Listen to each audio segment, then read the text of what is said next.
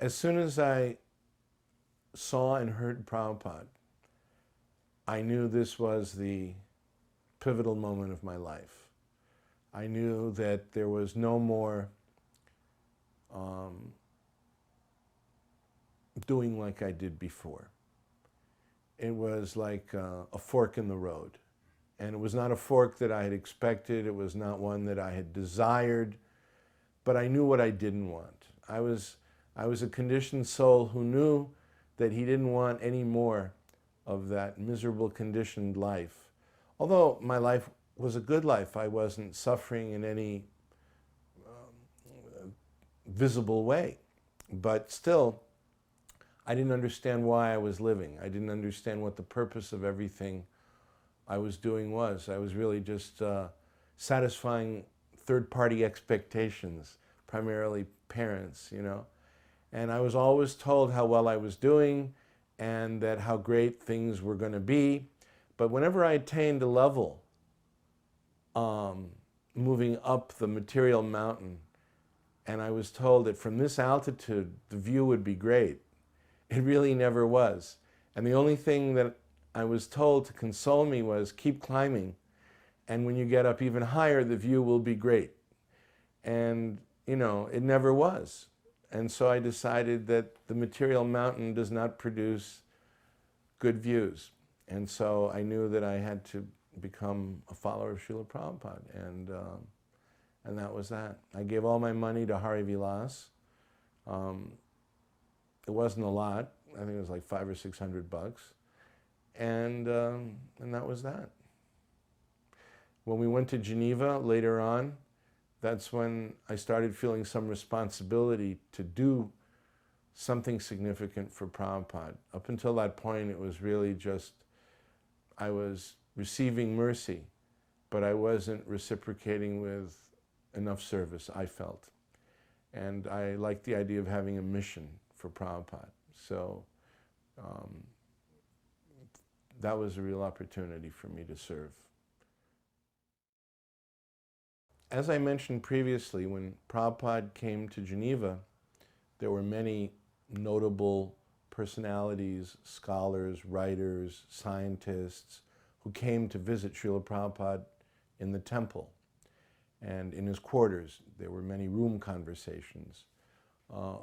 One such memorable conversation was with a Swiss author and researcher of myths who had been a personal friend of Timothy Leary, who needs no introduction, the propagator of the LSD culture, and a very famous Swiss-German writer, Friedrich Dürrenmatt, who's actually studied, he's a world-famous writer.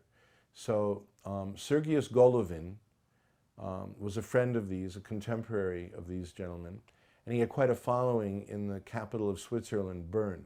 He was considered very avant-garde, a spiritualist, a researcher of esoteric spirituality. And so I had invited him to come meet Srila Prabhupada, and he accepted.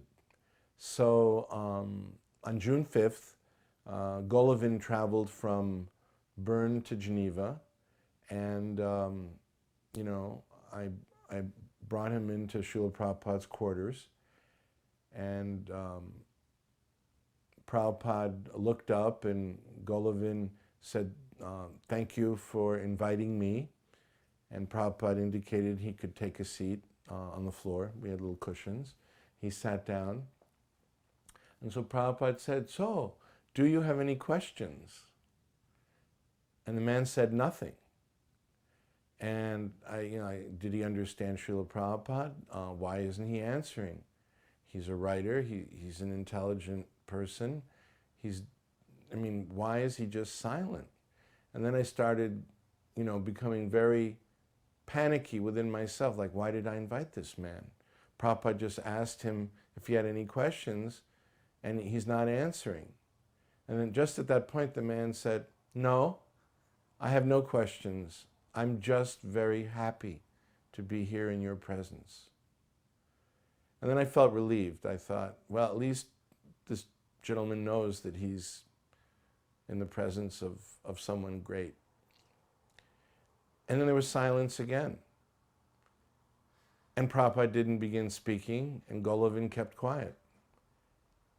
And again, I started getting all nervous. Why had I arranged for this? What would Prabhupada say? And then again, at that point, just as my doubts were crystallizing, Prabhupada asked for the harmonium.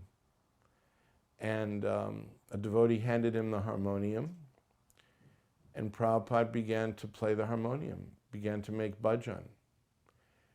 And he played and he began singing, just like that.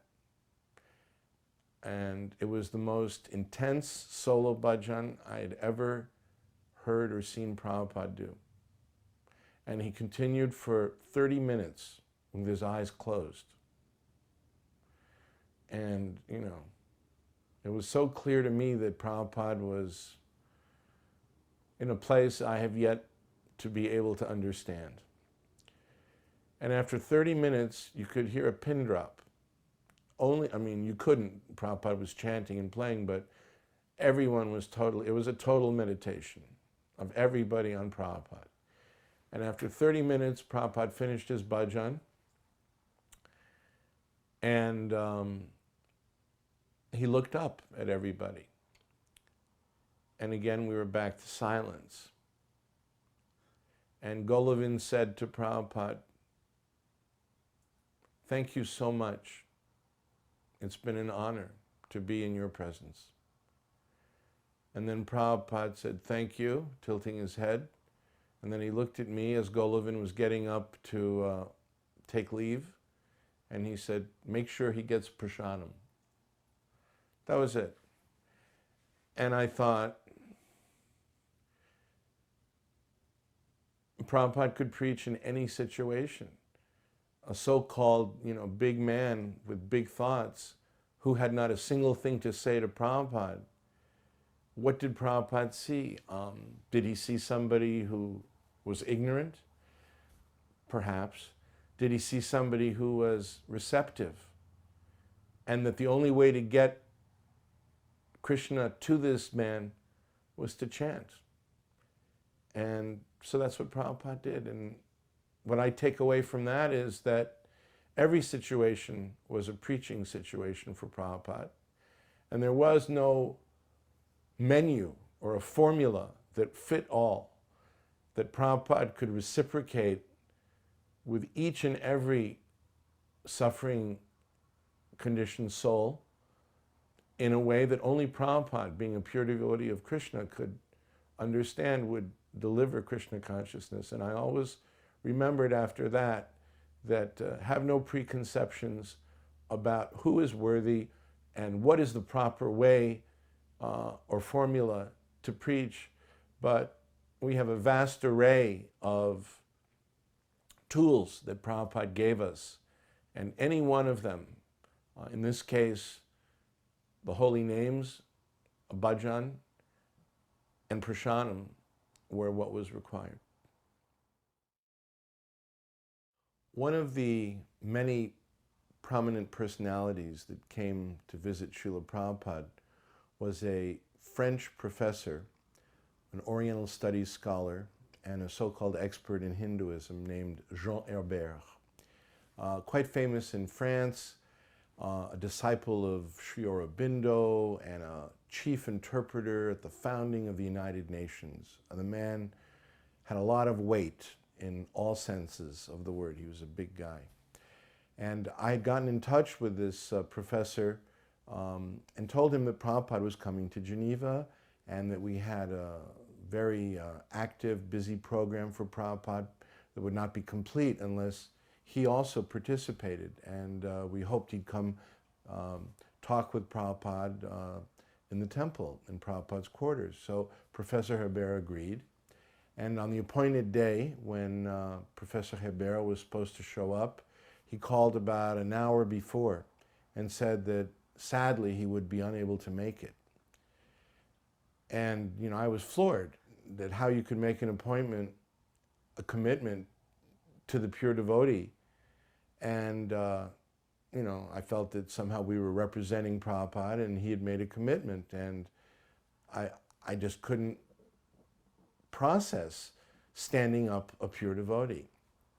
Now, we had rented a Mercedes for Prabhupada's going to different events in Geneva, picking him up at the airport, going to the official reception at the Palace of the Government in Geneva.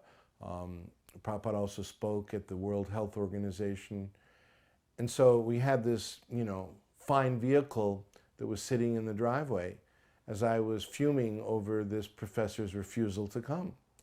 So I asked another devotee to join me, and I said, we're just going to go find out where this professor lives, and we're going to make a plea that, how can you do this? Prabhupada's waiting for you. So I got his address, and we had a map. This was before GPS. And, we got in the Mercedes, and we drove about a half an hour to his villa in the Geneva countryside outside the city. And he had a long driveway going up to this very nice country estate, this house. And so as we were driving up the driveway, he must have seen us because he was standing on the terrace watching the car approach. And when we got to the end of the driveway, we parked and we opened the doors. And I and the other devotee, we got out. We were dressed in dhotis, tilak, everything. He took one look at us. And of course, he understood the purpose of this visit. He knew immediately who we were, where we were coming from, and why. And without saying a word, he just said to me, wait 1 second while I get my hat. And he got into the car. And so we drove him to the temple. And it was just about the time that he was supposed to meet Srila Prabhupada. So Professor Herbert came in to the room, and, he was greeted by Prabhupada, and he sat down on a cushion next to Prabhupada. Professor Herbert told Srila Prabhupada how pleased he was to be able to share his understandings of Krishna with Prabhupada, in particular, a book that he had been working on for more than 20 years, which was just about to be published, in which he, the professor, would explain the yogic interpretation of the myth of Sri Krishna's childhood. You could just feel the storm clouds, forming above him, his head. Now, prior to his coming, I had gone to see Srila Prabhupada the day before and said, Prabhupada, tomorrow we're going to have this professor, and if you'd like to get familiar a little bit with where he's coming from, I have his book here. And Prabhupada said, yes, sit down and you can read portions of it for me. So it was written in French, and I did sight translation for Prabhupada. And the more I read, the more I could see Prabhupada's displeasure, And at one point, Prabhupada said, that's good. That's enough. So the scene was set for the intellectual battle of Kurukshetra, So when the professor was there, and he said that he had taken more than 20 years to write this book, Prabhupada dryly commented, and still there are mistakes. And the professor was so taken aback by this direct comment, he didn't know what to say. And then Prabhupada began to explain what Krishna consciousness is, and that Krishna is the Supreme Personality of Godhead, not a myth. And strangely, the professor became quiet, perhaps out of being properly raised and polite, or maybe because he was really just submitting to a devotee of Krishna whose knowledge of Krishna was not mythical or fantastical or imaginary, but real. And I know that this professor made an impact on Prabhupada because in a letter Prabhupada wrote me some months later, Prabhupada still remembered this professor. And he said, and regarding the visit of Professor Jean Herbert, tell him that the whole point of jnana, as described by Krishna in Bhagavad-gita, is to come to an understanding that Krishna is the Supreme Personality of Godhead. And then Prabhupada started listing, the letter is like 90% verses. Tell him sarvadharman parityaja mame kung sharanam. Tell him yat karoshi yat ashnasi. Tell him this. Prabhupada listed like 5 verses one after the other, because my understanding is that Prabhupada came to the West, he came to deliver us from Nirvishesha and Shunyavadi, from the impersonalism and the ignorance and the nihilism of speculators who deny Krishna and his supreme role as the Supreme Personality of Godhead. And Prabhupada, again, as we saw so many times, was fearless. It didn't matter how big or famous anybody was. Prabhupada schooled him. Prabhupada put him in his place in a firm way. But in the end, the professor was glad. That was the magic, I think, of Prabhupada's preaching, that no one ever took it in the wrong way, rarely, if ever, that I saw. And he was very happy to come and happy to meet Prabhupada and glad he made it. On May 29th, 1974, Prabhupada landed in Geneva, and he was accompanied by Satsvarup Goswami and Nitai. And we picked Prabhupada and his team up at the airport and brought him to the temple. And I was very busy with all the arrangements for Prabhupada's meetings and programs and the official reception by the governor of Geneva. And I was unaware of the fact that Lilavati Dasi, a disciple of Prabhupada's, had come to Geneva to do typing for Prabhupada. And about 3 days into Prabhupada's visit, Prabhupada asked about Lilavati. And I didn't even know that she was in the temple. So I went to inquire about it. It turned out that Lilavati had arrived sick with hepatitis from India, and she had to go directly to the hospital. And she was spending the time Prabhupada was in Geneva hospitalized. So I came back to Prabhupada's room, and I said to Prabhupada, Prabhupada, she's still in the hospital. Like I actually knew what was going on, you know. And then Prabhupada said, we will go visit Lilavati in the hospital. Make arrangements immediately. So I rushed out and I told the devotees, we're all going to the hospital, get the car ready, get the cars ready, you know, Prabhupada's car, the cars for the devotees, prasadam, is there prasadam for me? Do we have maha for Lilavati? You know, does she have Prabhupada's books? You know. And finally, when everything was ready, I went back into Prabhupada's room and I said, Srila Prabhupada, we're ready now. And he said, very good. Now go. And Prabhupada stayed in the temple and sent everybody to the hospital to visit with Lilavati and give her prasadam and association. And what I take from that, obviously, is that Prabhupada remembered his servants. He cared for them. He felt for them. He missed them when they were not around. And he knew who everybody was. Srila Prabhupada's sole visit to Switzerland was from May 29th to June 8th, 1974.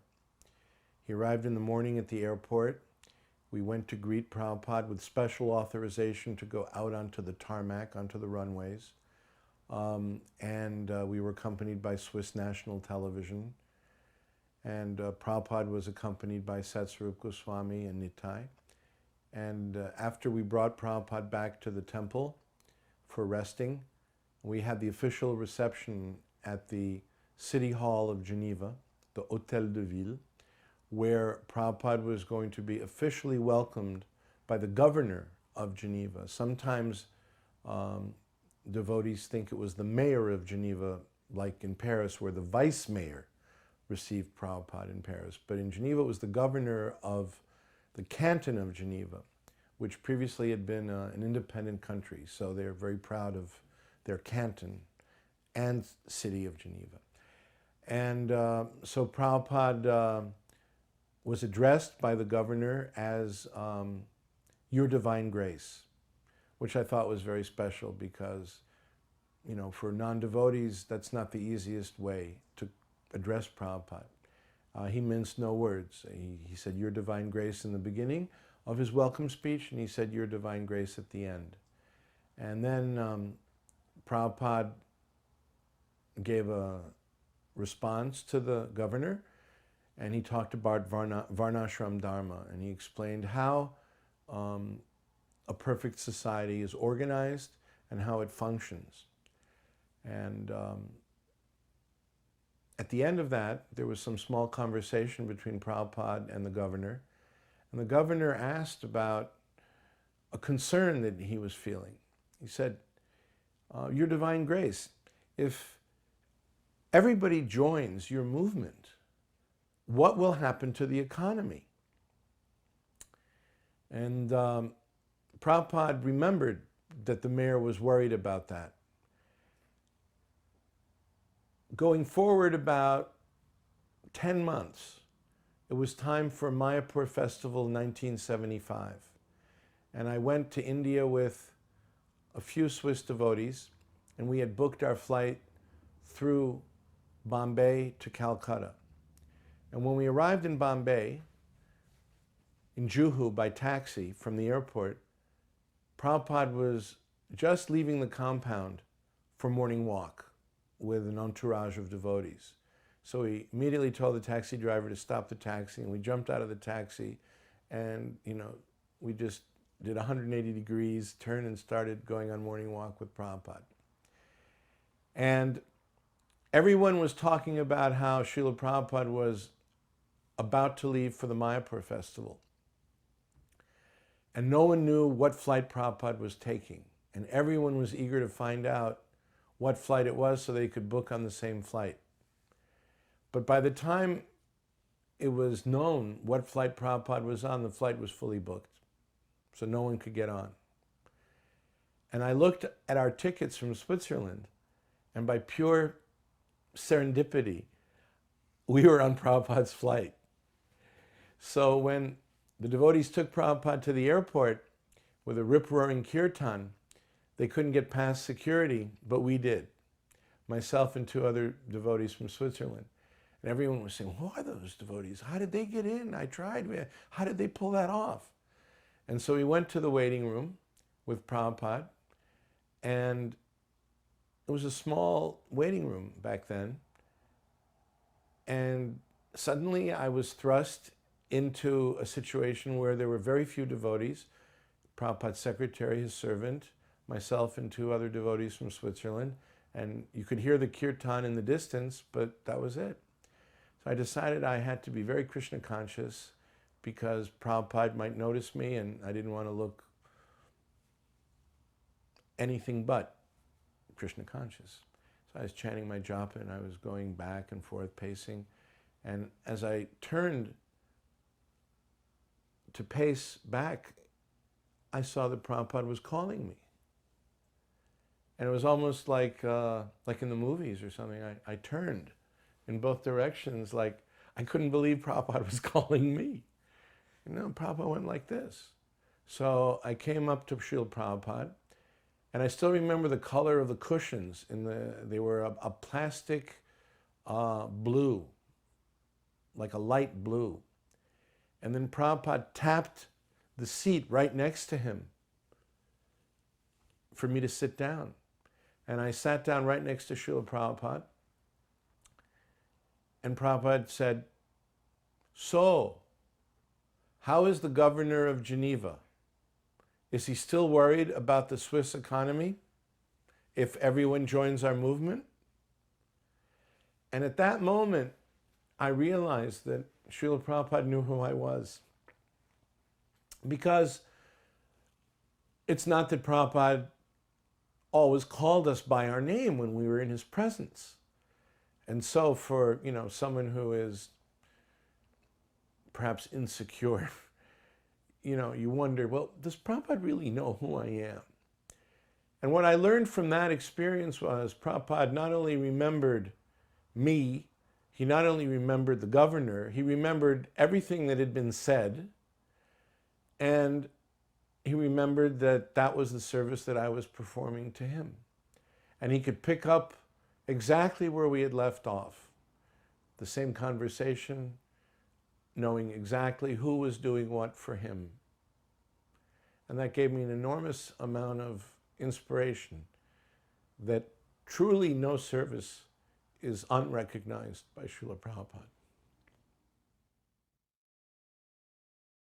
A short, sweet story that was told to me by Hiranmayi Dasi, a French-Swiss devotee who lives in Montreal, was about another French-Swiss devotee named Krishnakanta Dasi. Krishnakanta was one of the very first Swiss devotees to join in Geneva. And when Prabhupada came, she was ill. She had some affliction in her leg and had strict orders from the doctor to keep her leg up. But when she heard Prabhupada was going to speak at the World Health Organization at the UN, she very much wanted to attend. Of course, there was no room in the car for a brahmacharini, and she decided she was going to hitchhike from the temple to the World Health Organization, which she did. She managed to get in, and she attended the entire lecture that Prabhupada gave. On the way out, Srila Prabhupada noticed her and said to us, "How will this brahmacharini get back to the temple? Who is looking after her?" And we all looked at each other, clueless, having given no concern whatsoever to that problem. And then we made arrangements for her to get back safely to the temple. And I realized that even the humble servants of Srila Prabhupada were recognized by Prabhupada. And that's a theme that I saw recur over and over, that no servant and no service was too small to escape Srila Prabhupada's notice and care. There's so many qualities of Srila Prabhupada that so many of us have seen over the years when we had the fortune of associating with him. But if one quality stands out in my mind, in my heart, it's just the unmitigated authenticity of Srila Prabhupada. That here was someone who would never cheat me. Here was someone who was actually what he said he was. Here was someone who knew Krishna. And there was no need to speculate. There was no need for Prabhupada to think over things that he already just knew. And in his personal habits, Prabhupada followed exactly the same program he asked us to follow, just better. He got up earlier. When we had the good fortune of Prabhupada's company for 10 days in a very small temple, I could see with my own eyes what Prabhupada was doing. In the morning, you could see the light coming out from underneath the door. Prabhupada was already up at 2:30 in the morning. He was chanting rounds. He was dictating the Srimad Bhagavatam translations and purports. He was eating frugally. He was living humbly. Prabhupada was, for me, the embodiment of someone who had realized God and who could give God to others. And somehow, I happened to be in the right place at the right time, and I could see it myself. Didn't have to read about it only. I didn't have to ask others about it only. I was there by Krishna's mercy. Je anilo premadana karuna prachu